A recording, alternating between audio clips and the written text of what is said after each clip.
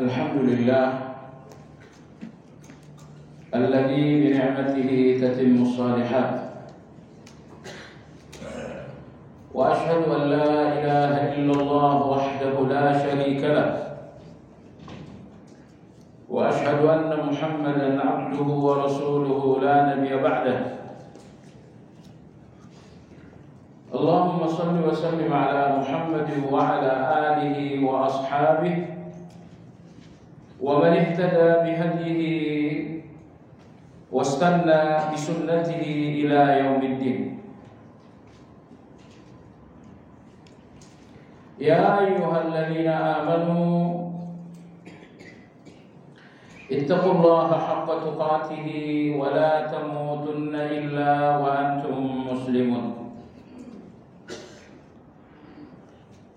Bapak Ibu jamaah sekalian rahimakumullah, rangkuman kajian yang telah lalu yaitu mengenai fikrah sudah dikirimkan kepada Pak Kiki. Mudah-mudahan hari ini rangkuman tersebut sudah diterima oleh jamaah sekalian. Dan kajian Madarijus Salikin hari ini memasuki pembahasan baru yaitu mengenai al-muhasabah pada halaman 239. Sebelum memasuki pembahasan al-muhasabah, ada pertanyaan terakhir pekan lalu yang ingin ditegaskan kembali. Pertanyaan tersebut, apa pengertian seseorang telah sampai kepada Allah? Jamaah sekalian yang saya hormati, semua ibadah, entah salat ataukah tilawah ataukah zikir ataukah sedekah, semua ibadah adalah perjalanan hati menuju Allah. Perjalanan hati menuju Allah Subhanahu wa taala. Tentu tujuannya hati ini benar-benar sampai kepada Allah. Dengan bahasa yang lebih tajam lagi, hati ini benar-benar mendapatkan Allah. Hati yang telah mendapatkan Allah, kata Ibnu Qayyim, itu hati yang paling kaya. Karena dia tidak lagi kaya dengan makhluk berupa harta, uang dan lain-lain, tetapi dia kaya karena telah mendapatkan yang maha kaya. Lantas kapankah hati dinyatakan telah sampai kepada Allah? Jawabannya akan terasa melalui ahwal. Yang dimaksud dengan ahwal adalah ibadah-ibadah hati. Antara lain apabila hati telah sampai kepada Allah, maka hati itu akan mencintai Allah melebihi segala-galanya. Sehingga hati itu akan mudah mengorbankan segalanya untuk cintanya kepada Allah Subhanahu wa taala. Apabila hati telah sampai kepada Allah, maka hati itu hanya menggantungkan harapan kepada Allah. Sehingga hati itu enggak ada harapan apapun kepada selain Allah Azza wa Jalla. Apabila hati itu telah sampai kepada Allah, maka hati itu enggak akan pernah berhenti memanggil dan menyebut-nyebut nama Allah. Kalaupun ia berbicara dengan manusia, karena bicara itu memang diridhai oleh Allah. Kesimpulan, hati yang telah sampai kepada Allah tidak akan bergerak dan diam kecuali karena Allah. Geraknya dia karena Allah, diamnya dia karena Allah, bicaranya dia karena Allah, tidak bicaranya dia karena Allah, cintanya dia karena Allah, emosinya dia karena Allah. Itulah orang-orang yang telah sampai kepada Allah. Ketika mencintai seseorang karena Allah, saat benci dengan seseorang karena Allah, ini semuanya orang-orang yang telah sampai kepada Allah Subhanahu wa Ta'ala. Sehingga ucapan mereka, gerak-gerik mereka semuanya telah terframing dengan Allah Azza wa Jalla. Itulah pengertian seseorang telah sampai kepada Allah Subhanahu wa Ta'ala.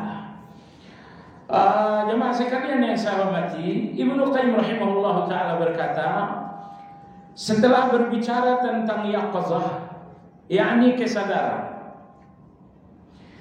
kemudian kita telah berbicara pula tentang basirah, selanjutnya kita pun bicara tentang azam, yaitu tekad, dan yang terakhir kita berbicara tentang fikrah. Setelah melewati 4 terminal ini, kata Ibnu Qayyim rahimahullah, maka kita akan memasuki terminal berikutnya, yaitu al-muhasabah. Mudah-mudahan jemaah sekalian tidak lupa, ada satu poin yang sangat penting dalam pembahasan fikrah. Apa itu? Fikrah artinya adalah pikiran. Ibnu Qayyim menegaskan, pikiran harus berhubungan dengan 2 hal. Pertama, pikiran harus berhubungan dengan ilmu untuk mengetahui baik dan buruk. Tapi mengetahui baik dan buruk saja tidak cukup. Maka Anda membutuhkan pikiran yang kedua, yaitu pikiran yang berhubungan dengan amal. Ketika sesuatu akan menjadi amal, ketika sesuatu akan menjadi tindakan, Anda butuh pikiran yang kedua. Ini manfaat atau ini bukan manfaat. Jadi pikiran Anda tentang ilmu menghasilkan baik atau buruk. Tapi cukupkah saya hanya mengetahui baik lalu saya berbuat sesuatu karena baik? Enggak cukup. Anda membutuhkan pikiran yang kedua. Ketika baik itu akan menjadi amal, muncul pikiran yang kedua, ini manfaat atau ini tidak manfaat. Sehingga satu tindakan, satu ucapan, satu perbuatan dinamakan sesuai syariah apabila dia baik dan manfaat. Apabila dia baik dan apabila bermanfaat. Baik ini terkait dengan ilmunya, manfaat itu terkait dengan amal dan perbuatannya. Ingat jemaah sekalian, tidak semua yang baik itu manfaat. Maka melakukan yang baik tapi tidak manfaat, itu bukan sesuatu yang syar'i. Misal, seorang sahabat masuk dalam masjid Nabi SAW lalu kencing di pojok masjid. Sahabat-sahabat mengusir, fulan keluar. Semua sahabat marah. Kata Nabi SAW, biarkan. Da'uhu wa hariku ala baulihi sijilan aw zanuban min ma. Biarkan dia selesaikan kencing, setelah itu nanti baru disiram. Sikap para sahabat mengusir laki-laki yang kencing ini baik atau bukan? Baik, tapi tidak manfaat. Sebab kalau laki-laki ini diusir dan dia dalam kondisi kencing, berarti najisnya akan tersebar di mana-mana. Jadi sahabat mengusir adalah kebaikan, tapi bahwa kencing nanti akan menyebar kemana-mana berarti tidak manfaat. Sehingga apa yang dilakukan oleh para sahabat bukan tindakan yang syar'i. Betul itu satu kebaikan, tapi di dalamnya tidak ada manfaat. Jadi pikiran harus bertemu dengan ilmu untuk menetapkan baik atau buruk. Dan setelah baik, Anda ingin melaksanakannya, Anda butuh pikiran yang kedua. Sebelum kebaikan menjadi amal, apakah ini manfaat atau tidak? Saya berikan Anda contoh yang kedua. Dalam hadis Aisyah radhiyallahu anha, Nabi kita sallallahu alaihi wasallam bersabda, "Lau lam yakun qaumuki hadithu ahadin bi Islam." Sekiranya penduduk Mekah ini tidak baru masuk Islam, laqayyartul Ka'bah wa la ja'altuha ala qawaid Ibrahim. Aku akan mengubah ukuran Ka'bah sesuai dengan ukuran di zaman Nabi Ibrahim. Anda tahu Ka'bah yang sekarang lebih kecil daripada Ka'bah yang dibangun oleh Nabi Ibrahim alaihissalam. Hal itu disebabkan karena sewaktu terjadi banjir yang meruntuhkan Ka'bah di zaman Quraisy, mereka pun mengumpulkan harta yang halal, ternyata tidak cukup untuk membangun Ka'bah sesuai dengan ukurannya di zaman Nabi Ibrahim. Maka dibangunlah Ka'bah yang sekarang lebih kecil. Kata Nabi SAW, seandainya orang-orang Mekah ini bukan orang-orang mu'allaf, aku ingin menghancurkan Ka'bah ini dan membangun ulang kembali sesuai dengan ukuran Nabi Ibrahim. Membangun Ka'bah sesuai dengan ukuran di zaman Nabi Ibrahim, tentu saja itu kebaikan. Tapi ketika ini akan terjadi di tengah masyarakat Quraisy yang mu'allaf, ini akan terjadi gejolak. Ada manfaat, tapi muncul gejolak. Akhirnya Nabi menunda. Akhirnya Nabi tidak jadi melakukan renovasi Ka'bah. Ada apa ini? Ada satu kebaikan, tapi tidak bertemu dengan manfaat. Akhirnya Nabi menunda kebaikan tersebut. Nah, maka apa yang dikatakan Ibnu Qayyim itu sangat penting, dan itu kaidah kehidupan. Bahwa segala sesuatunya yang pertama secara ilmu, ketahuilah baik atau tidak. Setelah baik, lalu Anda ingin melaksanakannya, Anda butuh lagi dalam tahap pelaksanaan, ini akan manfaat atau tidak.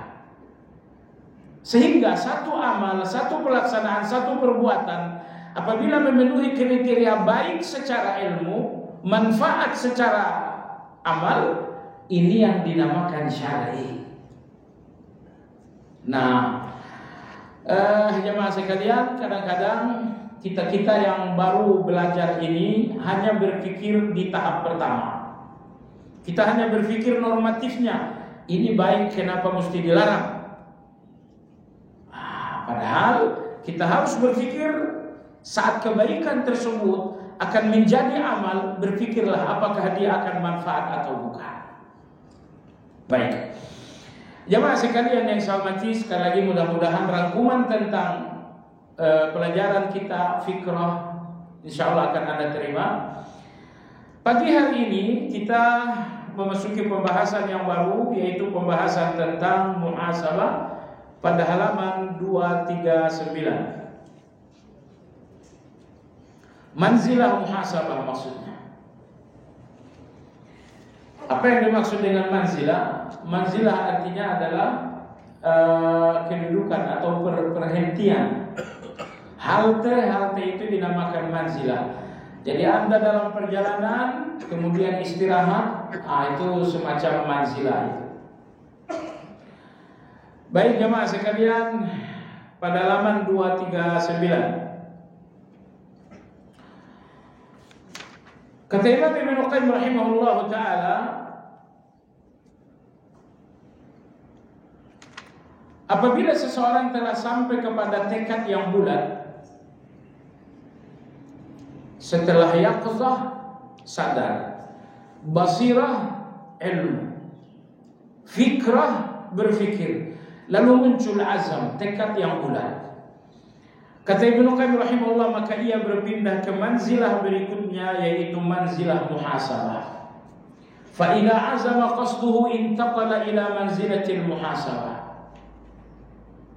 Apabila seseorang telah penuh tekad melakukan sesuatu, antalah bertekad melakukan A, Anda telah bertekad melakukan B.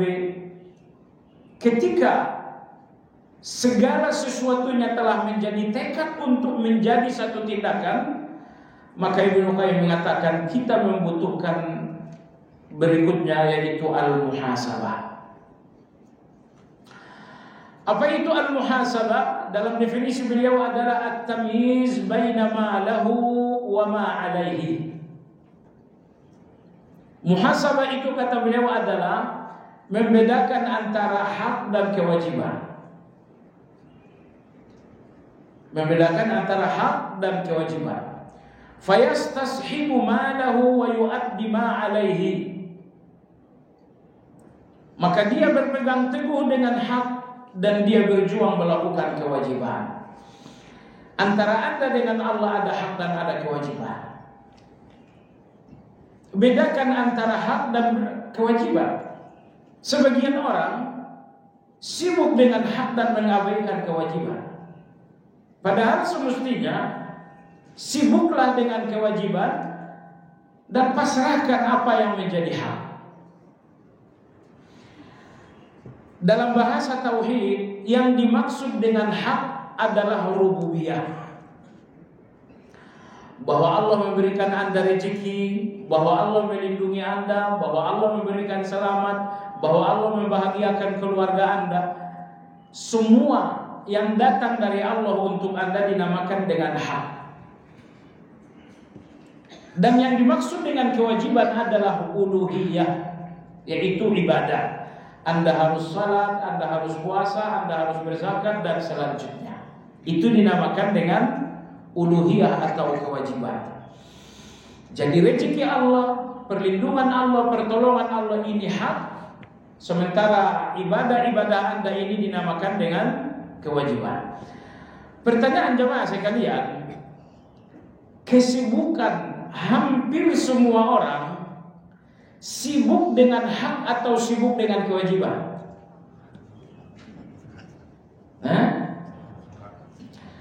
Makan dan rezeki Anda adalah hak. Anda banting tulang Anda patah-patah, ketetapan Allah 5010 tahun yang lalu gak akan berubah. Anda cari uang 24 jam, gak berhenti sama sekali. Ketetapan rezeki Anda 50.000 tahun sebelum penciptaan langit dan bumi gak akan berubah. Itu sudah ditetapkan oleh Allah Azza wa Jalla. Karena Allah sudah menetapkan itu untuk Anda, maka dinamakan dengan hak. Baik jemaah sekalian yang saya hormati, Andanya belum diciptakan, rezekinya sudah selesai diatur. Sejak dari perut ibu sampai berakhir dengan kematian, semuanya sudah diatur oleh Allah Azza. Itu namanya hak. Jadi apabila Anda lihat dalam kehidupan nyata, tak usahlah melihat orang lain, lihat saja diri Anda sendiri. Ternyata jemaah sekalian, kesibukan dan kegelisahan kita tumpah untuk hak dan hanya sedikit untuk kewajiban. Dan ini lutut ayam. Maksudnya ini terbalik. Kalau lutut Anda ke depan bukan? Semua lutut ke depan kecuali lutut ayam. Semestinya kesibukan dan kegelisahan Anda tumpah untuk kewajiban. Adapun untuk hak cukup sekedarnya saja. Cari uang misalnya, sekedarnya aja. Tapi cari akhirat misalnya itu harus setengah mati. Maka Imam Ibnu Qayyim rahimahullah mengatakan, apa tujuan muhasabah itu? Untuk membedakan hak dan kewajiban. Selanjutnya, fayastashibu ma lahu wa yu'addi ma alaihi.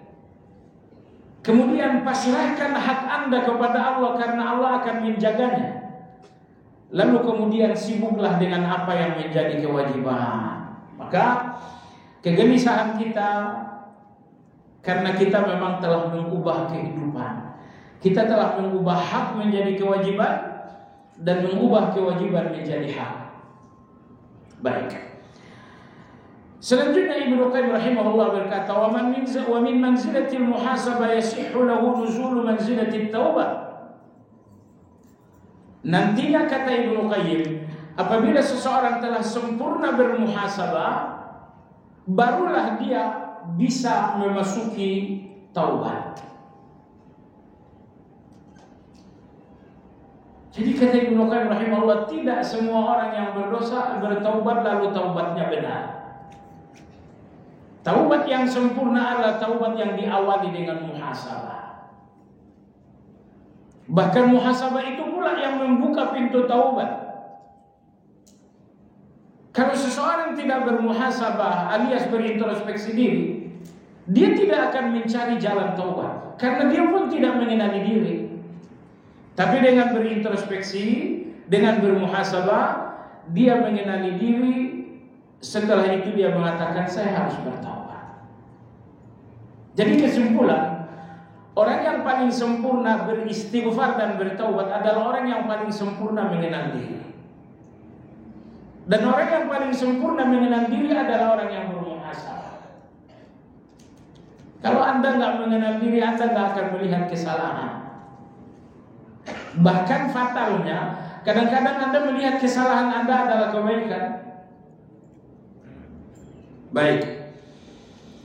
Li'annahu idza hasaba nafsahu 'arafa ma 'alaihi min al-haqq fa kharaja minhu wa tanassala minhu ila sahibihi wa hiya haqiqatut taubah.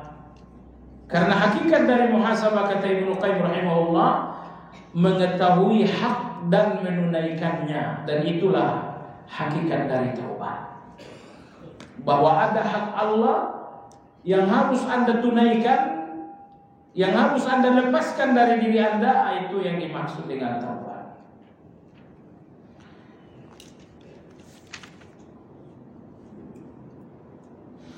Halaman 240 yang benar ada bagian yang kedua. Wat tahqiq, dan yang benar, anna taubata baina muhasabatain. Bahwa taubat itu kata Ibnu Qayyim berada di antara dua muhasabah. Muhasabah sebelum taubat dan muhasabah sesudah taubat. Bermuhasabahlah sebelum taubat dan muhasabahlah setelah taubat. Karena taubat yang benar, taubat yang kokoh adalah taubat yang disanggah dengan dua muhasabah. Muhasabatun qablaha taqtadi wujubaha wa muhasabatun ba'daha taqtadi hifdhaha. Muhasabah sebelum bertaubat adalah muhasabah yang memperjalankan Anda menuju taubat. Kalau Anda tidak bermuhasabah, Anda tidak melihat kewajiban untuk bertaubat. Tapi setelah Anda melakukan muhasabah, maka Anda melihat bahwa taubat itu memang wajib. Muhasabah, Anda lihat diri Anda ternyata kotor sekali. Lalu Anda lihat Allah ternyata baik sekali. Setelah dengan kacamata muhasabah, Anda melihat diri yang sangat kotor ini, maka Anda pun melihat taubat itu menjadi kewajiban. Inilah muhasabah yang pertama. Kita butuh muhasabah sebelum bertaubat agar kita melihat taubat itu adalah satu kewajiban. Selanjutnya, setelah bertaubat kita pun harus bermuhasabah lagi. Untuk apa? Agar taubat ini tetap terjaga. Maka orang-orang yang setelah bertaubat melepaskan muhasabah, taubatnya akan kembali lemah. Taubatnya akan kembali mundur. Jadi jemaah sekalian, kuatkan hati untuk taubat dengan muhasabah. Lalu kokohkan pula taubat itu dengan muhasabah juga. Muhasabah setelah sebelum taubat, agar Anda benar-benar melihat taubat itu satu kewajiban. Dan muhasabah setelah taubat, agar taubat itu benar-benar kokoh dan tidak lagi mundur ke belakang. Selanjutnya Ibnu Qayyim rahimahullah mengutip ayat 18 dalam surat Al-Hasyr.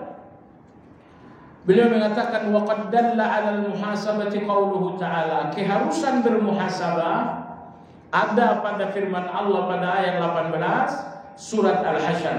Ya ayyuhalladzina amanu ittaqullah. Wahai orang-orang yang beriman, bertakwalah kepada Allah. Ketakwaan apa yang diminta dalam ayat ini? Wal tanzur nafsum ma qaddamat lighad. Hendaklah setiap orang atau setiap jiwa berfikir, merenung ma qaddamat lighad, apa yang telah dia perbuat untuk hari esok. Hendaklah setiap orang merenung, bermuhasabah, apakah yang dia perbuat untuk esok. Penafsiran Ibnu Qayyim di sini sangat bagus. Beliau mengatakan, fa amara subhanahu al-'abda an yanzura ma qaddama lighad. Melalui ayat ini Allah menuntut orang-orang yang beriman agar melihat perbuatan-perbuatannya hari ini untuk esok harinya. Perhatikan perbuatan Anda hari ini untuk apa? Untuk esok hari.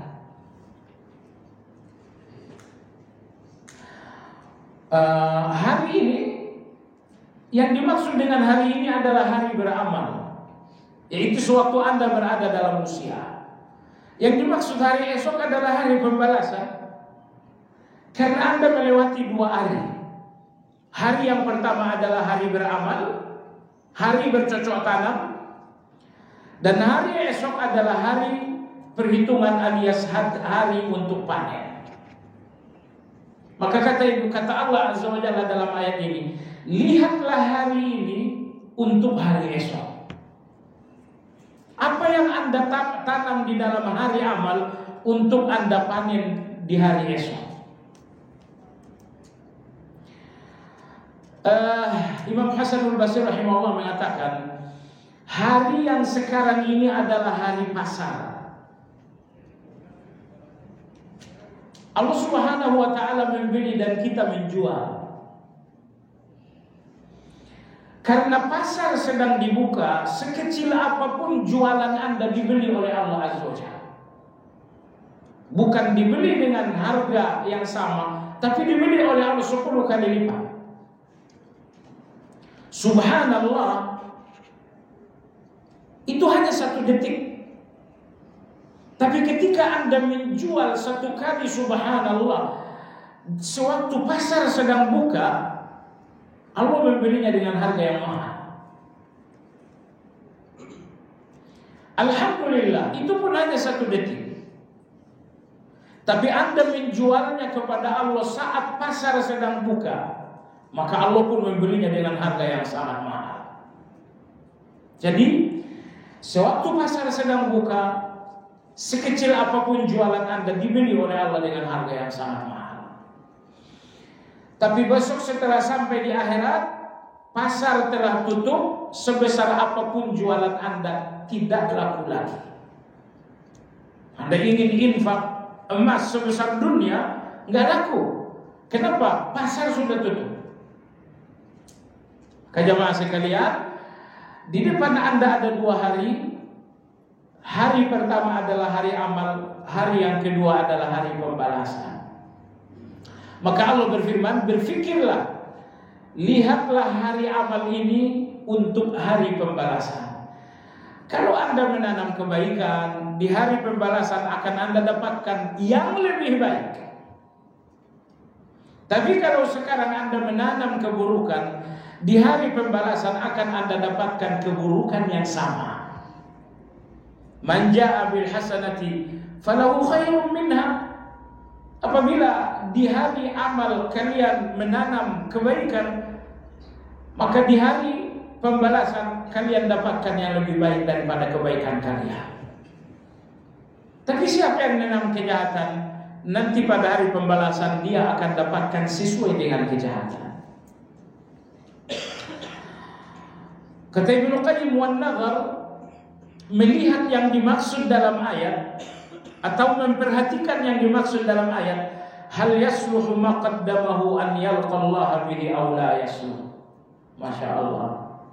Kata Ibnu Qayyim, perhatikan yang dimaksudkan dalam ayat, maksudnya perhatikan, apakah amal yang Anda miliki ini sudah layak untuk Anda menjumpai Allah Azza wa Jalla? Amal Anda ini, apakah ini sudah layak untuk Anda bertemu dengan Allah Azza wa Jalla? Tadi baru saja Anda sholat subuh. Ini sholat subuh ini layak enggak untuk Anda temukan di depan Allah Azza wa Jalla? Semalam Anda melakukan salat Isya. Salat Isya itu layak enggak untuk Anda bawa ke depan Allah Azza wa Jalla? Semua amal ini akan Anda bawa ke depan Allah. Maka muhasabah, kata Ibnu Qayyim, bahwa Anda berhitung, bahwa Anda berenung, apakah semua amal ini telah layak untuk dibawa ke depan Allah Azza wa Jalla? Wal maqsudu min hadzal nazar,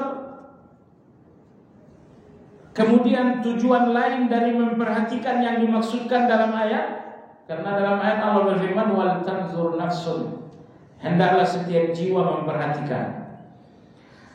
Memperhatikan yang dimaksud ma yujibuhu wa yaqtadihi min kamalil isti'dad li yaumil ma'ad wa taqdim ma yunajjihi min adzabillah. Memperhatikan yang Allah maksudkan dalam surat Al-Hasyr adalah memperhatikan sesuatu yang membuat Anda lebih sempurna untuk hari pembalasan. Di depan kita ada hari pembalasan, jamaah sekalian. Maka Anda perlu muhasabah agar Anda lebih siap untuk hari pembalasan itu. Di depan Anda akan ada hari perhitungan. Maka dengan muhasabah Anda mengkaji diri Anda, apakah Anda telah siap dihitung oleh Allah Azza wa Jalla. Baik. Hari pembalasan dalam surat Maryam ayat 39 dinamakan dengan Yaumul Hasrah. Maryam ayat 39 dinamakan dengan Yaumul Hasrah. Artinya adalah hari penyesalan. Allah berfirman, wa anzirhum yawmal hasrati idh qudiya al-amr wa hum fi ghaflatin wa hum la yu'minun. Wahai Muhammad, peringatkanlah orang-orang ini bahwa di belakang mereka ada hari penyesalan. Idh qudiya al-amr, ketika segala perkara diputuskan oleh Allah Azza wa Jalla. Jadi ketika perkara-perkara ini diputuskan oleh Allah, saat itulah semua orang akan menemukan penyesalan. Allah lihat sholat subuh Anda dan Allah akan memutuskan. Allah lihat sholat Isya dan Allah akan memutuskan. Ini ayat 39 ini sebetulnya ngeri. Pada saatnya perkara-perkara Anda diputuskan oleh Allah, saat itu akan terjadi penyesalan. Dan penyesalan yang sesungguhnya adalah nanti di akhirat, bukan sekarang. Karena penyesalan sekarang adalah penyesalan yang masih bisa Anda perbaiki. Nah, adapun penyesalan Anda di akhirat adalah penyesalan tanpa ada waktu lagi untuk memperbaiki diri. Baik jamaah sekalian, maka Ibnu Qayyim mengatakan, kenapa bermuhasabah? Jawabannya, agar kita lebih siap untuk perhitungan di depan Allah Azza wa Jalla. Wa taqdimi ma yunajjihi min adzabillah wa yubayyid wajhahu 'inda Allah. Tujuan yang kedua bermuhasabah agar kita mempersiapkan apapun yang menjadi keselamatan. Di depan Allah Anda harus selamat. Dan sekaranglah saatnya Anda kumpulkan apapun yang menjadi keselamatan nanti. Wa yubayyid wajhahu 'inda Allah. Yang ketiga, Anda perlu bermuhasabah agar Anda bisa berjuang memutihkan wajah Anda di depan Allah Azza wa Jalla. Karena di depan Allah hanya ada dua wajah. Yauma tabyaddu wujuhun wa taswaddu wujuh. Ada orang yang wajahnya putih berseri dan ada orang yang wajahnya hitam dan sedih. Sekarang ini Anda sedang gembira saja. Dan di depan Allah Azza wa Jalla akan ada orang yang gembira dan akan ada orang yang sedih. Maka kata Ibnu Qayyim, inilah tujuan dari muhasabah. Ada 3. Kenapa bermuhasabah?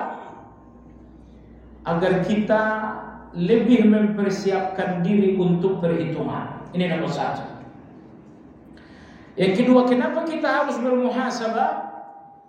Agar kita bisa mengumpulkan keselamatan yang lebih banyak. Nomor 3, kenapa bermuhasabah?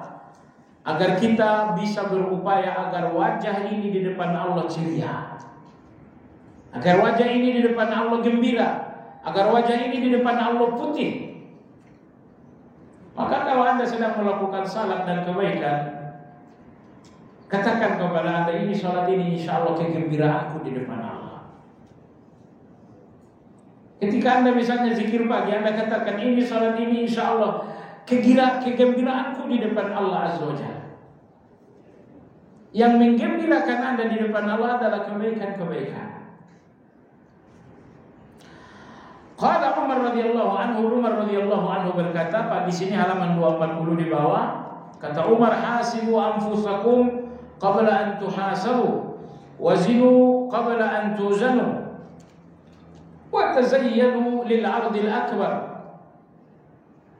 Ini 3 nasihat Umar radhiyallahu anhu. Kata beliau, hitunglah diri kalian sebelum Allah yang menghitungnya. Hitung diri kalian sebelum Allah yang akan menghitung kalian. Wazinu anfusakum qabla an tuzanu. Timbanglah diri kalian sebelum Allah yang akan menimbang. Maksudnya menimbang amal.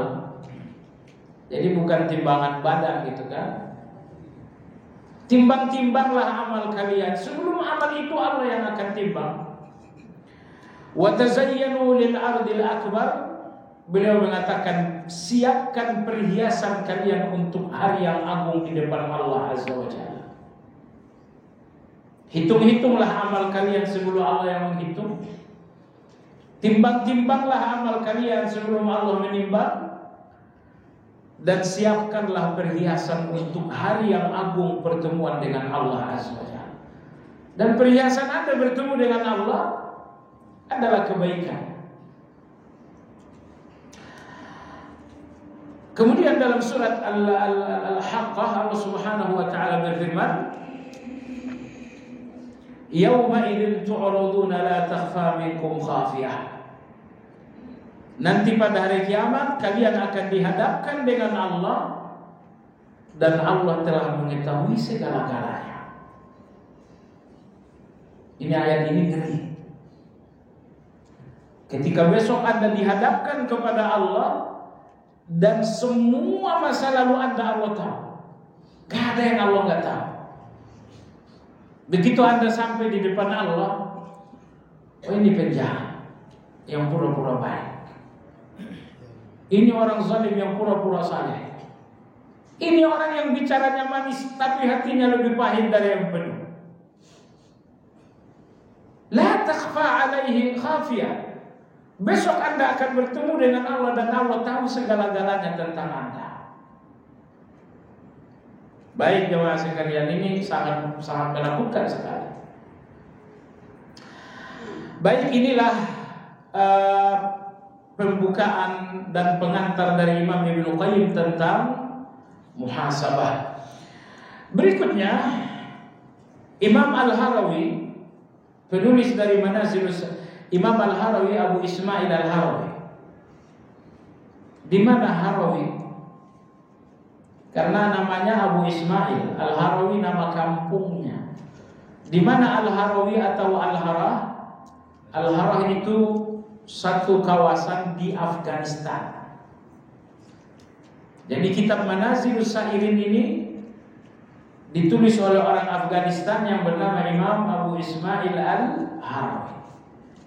Dan buku ini kemudian dijabarkan Ibnu Qayyim menjadi Madarijus Salikin. Imam Al-Harawi rahimahullah ta'ala mengatakan al-muhasabatu laha thalathatu arkan. Muhasabah itu memiliki 3 rukun. Rukun itu bahasa Arab, bahasa Indonesianya tiang, pilar. Jadi muhasabah memiliki 3 pilar. Anda lihat pada halaman 21. Pilar yang pertama, antuqaisa baina ni'matihi wa jinayatika. Ini pilar muhasabah yang pertama, membandingkan antara nikmat Allah dengan jinayah ataupun kejahatan Anda. Ini muhasabah yang pertama. Coba Anda hitung-hitung kebaikan Allah, kemudian Anda hitung-hitung kejahatan Anda. Jemaah sekalian yang saya hormati, kata Ibnu Qayyim rahimahullahu taala, tuqais baina ma min Allah wa ma minka. Bandingkan apa yang datang dari Allah dan apa yang datang dari Anda. Yang datang dari Allah untuk Anda semuanya nikmat dan kebaikan. Dan yang datang dari Anda untuk Allah hanya sedikit kebaikan. Ini rukun yang pertama. Bandingkan semua yang datang dari Allah untuk Anda, semuanya adalah kebaikan. Sementara yang datang, yang muncul dari Anda untuk Allah, semuanya kebaikan atau tidak? Hanya sedikit kebaikan. Fahina ini yadharu laka tafawut. Ketika Anda mencoba membandingkan hal ini, maka Anda melihat perbedaan yang sangat jauh. Ada Allah yang tidak pernah henti kebaikannya, dan ada seorang hamba yang kebaikannya sangat sedikit untuk Allah Azza wa Jalla. Wa ta'lamu annahu laysa illa afuhu wa rahmatuhu awil halak wal 'ata. Masya Allah. Kata Ibnu Qayyim, ketika Anda melihat Allah, Anda lihat kebaikan. Dan ketika Anda melihat diri, Anda melihat kejahatan yang sangat banyak. Ketika Anda telah melihat 2 hal ini, kata Ibnu Qayyim, maka Anda pun akan sadar tidak ada keselamatan Anda kecuali maaf dari Allah Azza wa Jalla. Tidak ada keselamatan Anda di depan Allah kecuali maaf dari Allah Azza wa Jalla. Apakah kebaikan Anda akan menjadi keselamatan?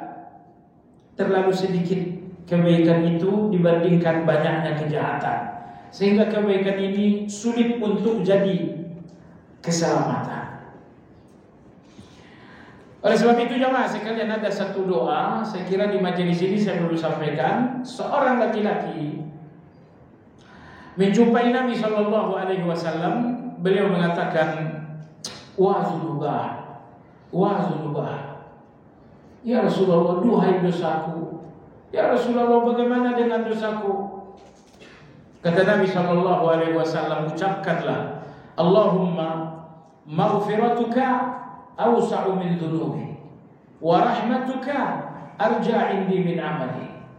Ya Allah, ampunanmu pasti lebih besar daripada dosaku, dan kasih sayangmu lebih menjadi optimismeku dibandingkan amalku. Kata Nabi, kamu sudah hafal? Laki-laki ini mengatakan, Allahumma maghfiratuka awsa'u min dhunubi. Ya Allah, ampunanmu pasti lebih besar daripada dosaku. Wa rahmatuka arja' indi min amali. Kasih sayangmu lebih aku harapkan daripada amal-amalku. Kata Nabi ulangi yang kedua kali, Allahumma maghfiratuka awsa'u min dhunubi wa rahmatuka arja' indi min amali.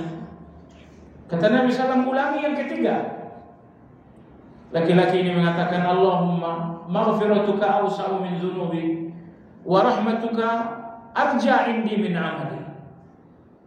Setelah laki-laki tadi mengulang 3 kali, kata Nabi SAW, qum faqad ghafarallahu lak.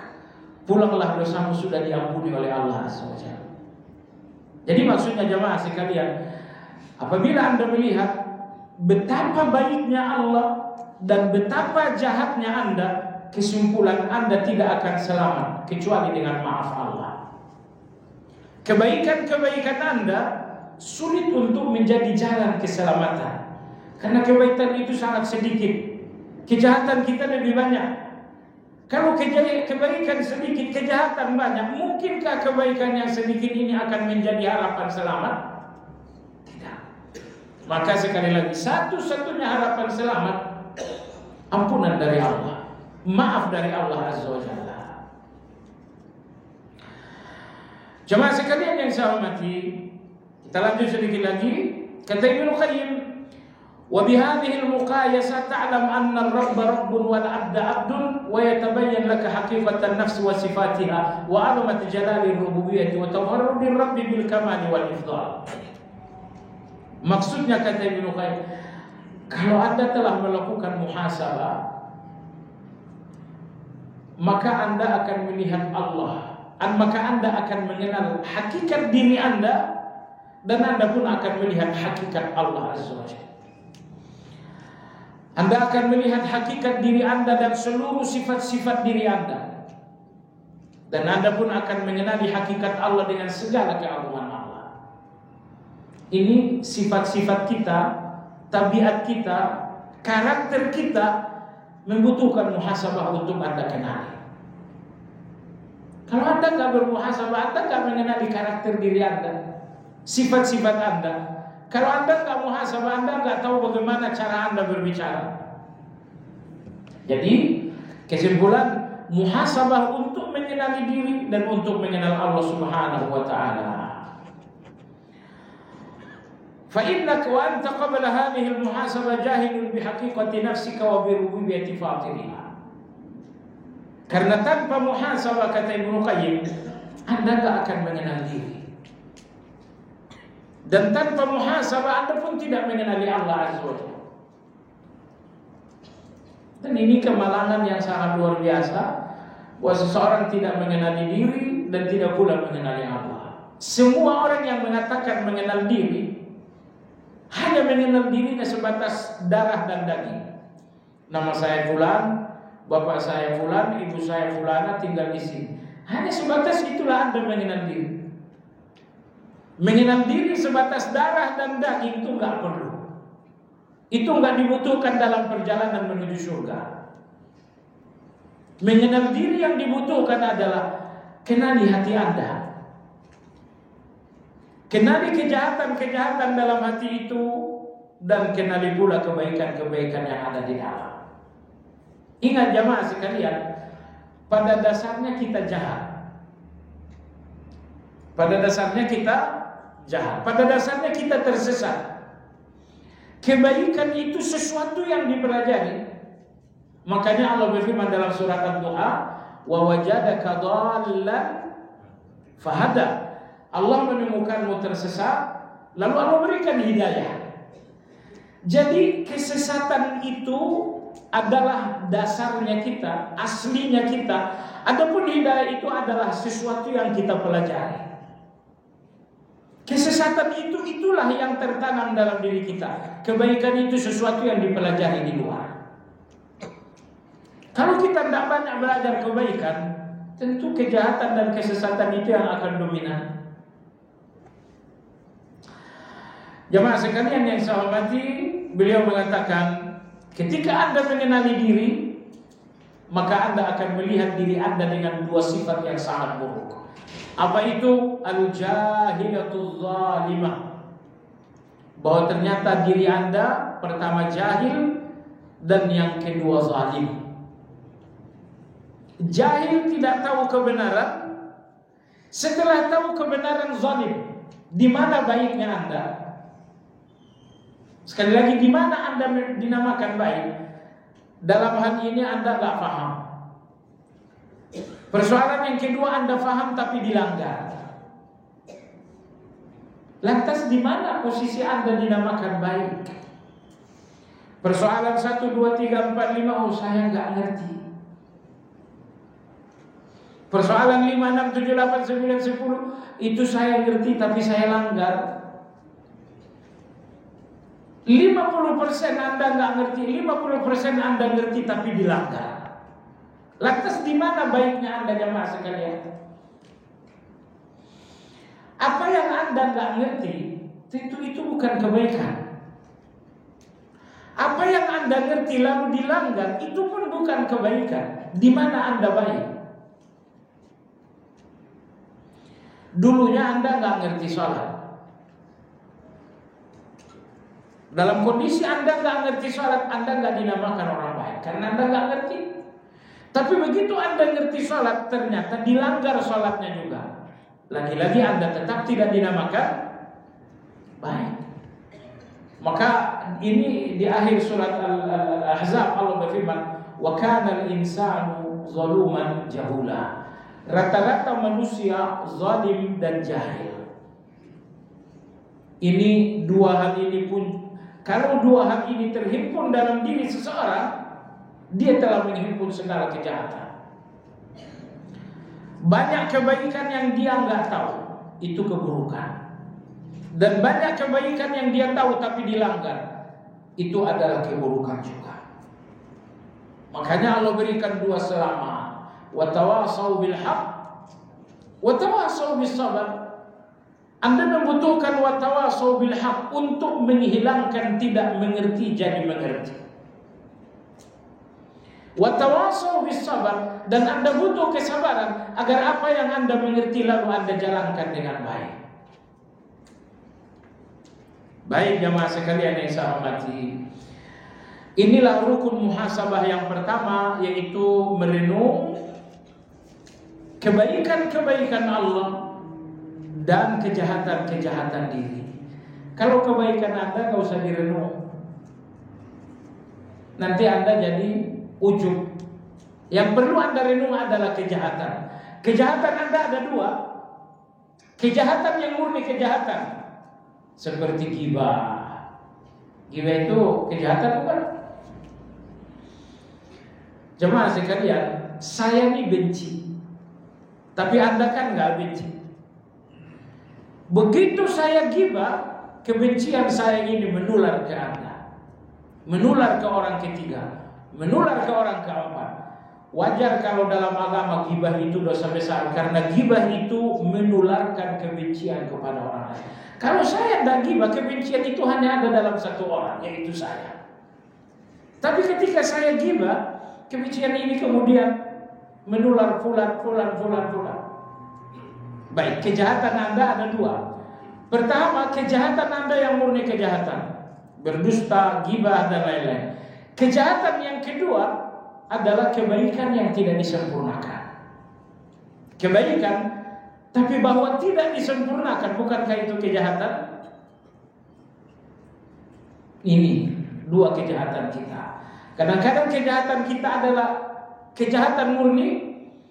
Yang kedua, kejahatan kita yang kedua adalah kebaikan yang memang tidak disempurnakan. Sholatnya tidak disempurnakan, zuhur masuk jam 12 dan dia baru sholat di jam 2:30. Ini kebaikan, tapi kebaikan yang tidak disempurnakan. Di sini ada nilai kejahatan juga. Nah, jadi kalau Anda melihat kejahatan-kejahatan murni dan kejahatan yang kedua berupa kebaikan yang Anda nggak sempurnakan, hasilnya kebaikan Anda yang benar-benar baik itu sangat sedikit. Kebaikan Anda yang benar-benar baik 100% itu sangat sedikit. Nah, jamaah sekalian yang saya hormati, karena yang mayoritas dari kita adalah kejahatan murni. Ini sangat banyak sekali. Dan yang kedua, kejahatan dalam kebaikan karena tidak disempurnakan. Ini pun banyak sekali.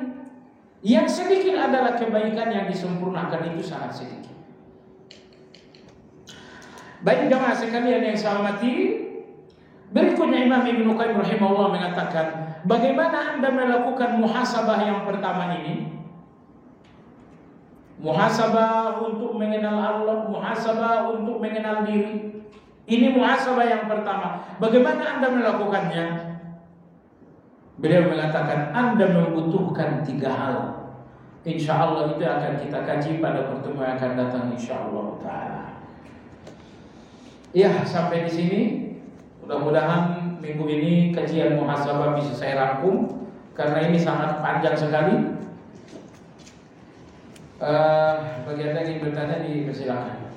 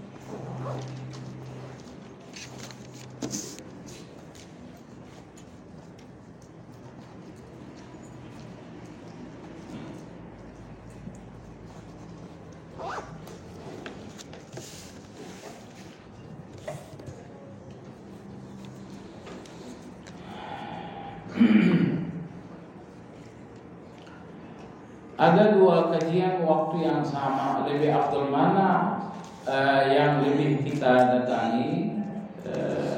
Jawabannya mana yang lebih dibutuhkan? Mana yang lebih dibutuhkan? Jadi ada dua kajian. Nah, coba Anda pikir mana yang lebih Anda butuhkan.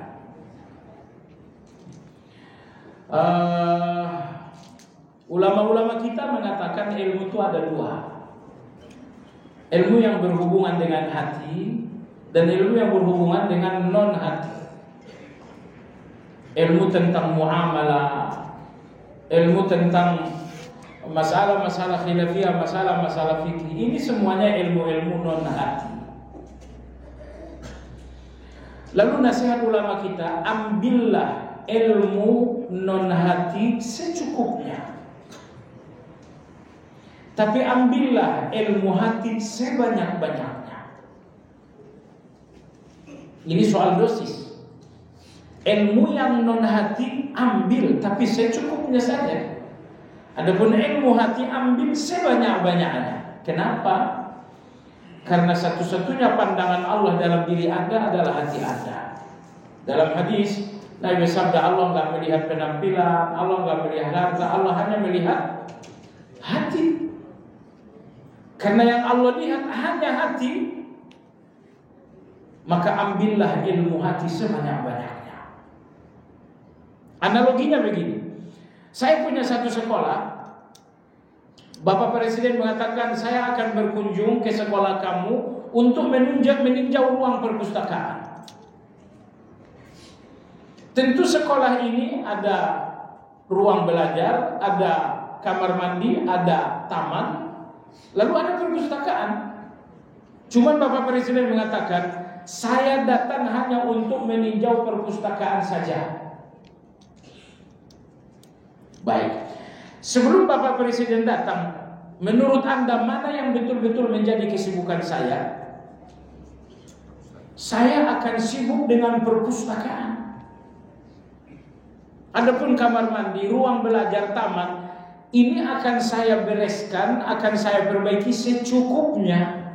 Tapi kalau kamar mandi, kalau ruang perpustakaan, ini akan saya perbaiki sebanyak-banyaknya.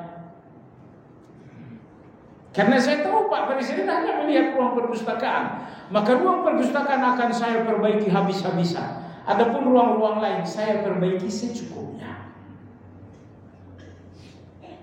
Nah, Allah Azza wa Jalla Malikul Muluk, yang Maharaja, Allah mengatakan, aku akan melihat hatimu saja. Maka saya bukan orang yang pintar misalnya, Bapak Presiden akan memeriksa perpustakaan, tapi saya habis-habisan membersihkan kamar mandi. Sementara perpustakaan biasa-biasa aja. Saya nggak pintar. Makanya Bersihkan kamar mandi, ruang belajar dan taman secukupnya, tapi bersihkan ruang perpustakaan semaksimalnya, karena Bapak Presiden hanya akan meninjau ruang perpustakaan. Maka Allah Azza wa Jalla mengatakan, aku enggak melihat penampilan kalian dan harta kalian, yang aku lihat adalah hati kalian. Makanya saya katakan tadi, semua ilmu-ilmu muamalah, ilmu-ilmu lahiriah, ilmu-ilmu fikih dan khilafiyah, pelajari secukupnya saja. Adapun ilmu tentang hati, pelajari sebanyak-banyaknya. Alasannya apa? Alasannya Allah hanya melihat Anda melalui hati Anda, yang lain Allah enggak lihat. Nah, ini salah satu pertimbangan. Jadi kalau ada dua kajian, yang satu kajian muamalah, yang satu kajian hati, kalau kira-kira Anda udah paham muamalah ini, ambil kajian hati tersebut. Apakah pahala menghadiahkan amalan bacaan Al-Fatihah untuk orang yang telah wafat itu ada dalilnya? Dalil secara harfiah tidak ada. Dalilnya adalah kias. Kiasnya apa? Nabi membenarkan seseorang haji untuk ayahnya, umrah untuk ibunya. Dalil yang kedua, Rasulullah menyuruh keluarga untuk mengqadha puasa seseorang yang wafat dan belum menunaikan hutang puasanya. Nah, berdasarkan hal ini Imam Ahmad melakukan analogi. Berarti boleh mengirimkan bacaan Al-Quran kepada orang yang telah wafat. Jadi dalam dalil harfiahnya tidak ada, yang ada hanya dalil analogi saja. Kita sudah bahas bahwa ini khilafiyah ulama. Pendapat Imam Ahmad, karena dia hanya menggunakan pendalilan analogi. Dan pendapat yang lebih kuat jumhur ulama, dalam hal ini Imam Syafi'i, Imam Malik, Imam Abu Hanifah, ketiganya mengatakan tidak perlu hadiah amal kecuali hanya sebatas yang disyariatkan. Kalau tidak ada ketentuan syariatnya, maka itu lemah. Namun tentu ini masalah khilafiyah. Allah memberikan manfaat kepada Nabi Adam, amanat kepada Nabi Adam, dan sungguh mengemban amanat. Allah mengatakan, walaupun manusia berbuat kezaliman dan bodoh, mohon penjelasan. Ayat ini di akhir surat Al-Ahzab, inna aradna al-amanata 'ala as-samawati wal ardi wal jibal fa abayna an yahmilnaha wa ashfaqna minha wa hamalaha al-insan innahu kana zaluman jahula. Allah Subhanahu wa taala membebankan amanah, yaitu ibadah, kepada langit dan bumi. Ternyata langit yang besar tidak mau, bumi yang besar tidak mau. Tidak mau dalam arti tidak mampu. Maka langit dan bumi mengatakan, ya Allah, kami enggak sanggup atas amanah berupa ibadah. Wa hamalaha al-insan, maka amanah ibadah ini jatuh kepada manusia. Apa yang terjadi? Innahu kana zaluman jahula. Ternyata dalam memegang amanah ibadah, manusia zalim dan jahil. Sebagian ibadah jahil dia enggak tahu, sebagian ibadah yang udah tahu dia jahil, dia zalim. Sepasang suami istri beragama Islam telah menikah beberapa tahun lalu, tapi dilakukan secara siri dengan memenuhi syarat dan rukun nikah, tetapi tidak dicatat atau dilaporkan secara administrasi negara di KUA, sehingga tidak punya buku nikah. Sekarang untuk mendapatkan buku nikah itu dari KUA, apa harus melakukan nikah ulang di KUA atau cukup melaporkan aja ke KUA untuk menerbitkan buku nikah? Saya kurang tahu juga itu. Kalau untuk mendapatkan buku nikah, apa yang mesti dilakukan? Nikah lagi yang kedua. Oh, nikah lagi yang kedua kan? Iya, saya kurang tahu. Berkonsultasi saja. Saya betul-betul nggak tahu. Insya Allah saya ada rencana umrah. Ini adalah umrah kedua saya. Mana yang lebih utama untuk umrah yang kedua saya ini?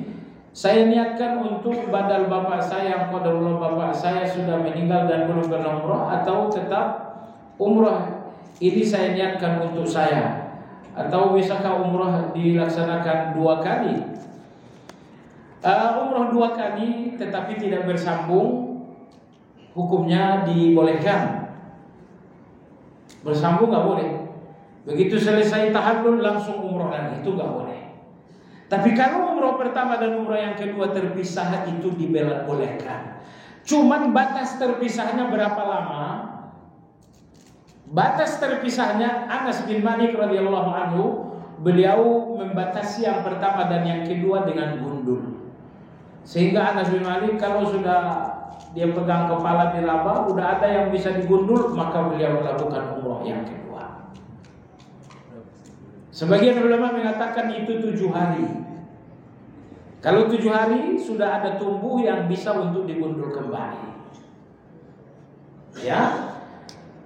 Sebagian ulama mengatakan umroh 1 safar 1 umroh ini, tapi ini pendapat lemah, bukan pendapat yang lebih kuat. Walaupun ini dipopularkan beberapa guru, tapi itu lemah. Mereka hanya berdalil dengan perbuatan Rasulullah.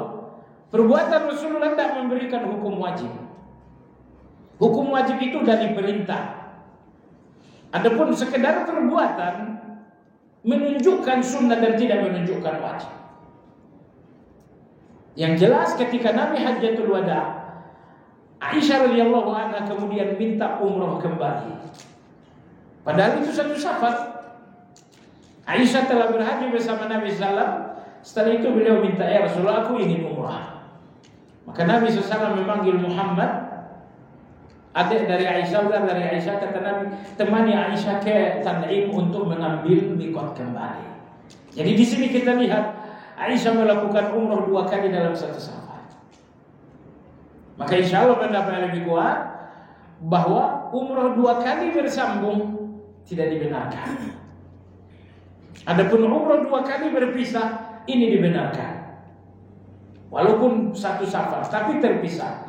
Terpisahnya berapa lama? Minimal gundul sudah tumbuh dan bisa dicukur kembali. Wallahu a'lam. Orang tua anak ketika membacakan surah Yasin, jika di ujung ayat bertemu dengan mubin, misalnya ayat 17-24, orang tua anak akan berhenti untuk berdoa sebentar lalu melanjutkan baca di situ dilakukan. Itu tidak ada dalilnya. Nasihati juga orang tua kita tuh. Katanya mubin yang pertama Utsman bin Affan ditusuk. Mubin yang kedua Utsman bin Affan kemudian, saya lupa bagaimana rumusnya. Jadi intinya setiap kata mubin itu kadang-kadang sebagian orang tepuk lutut. Saya mau mubin tepuk lutut 2 kali.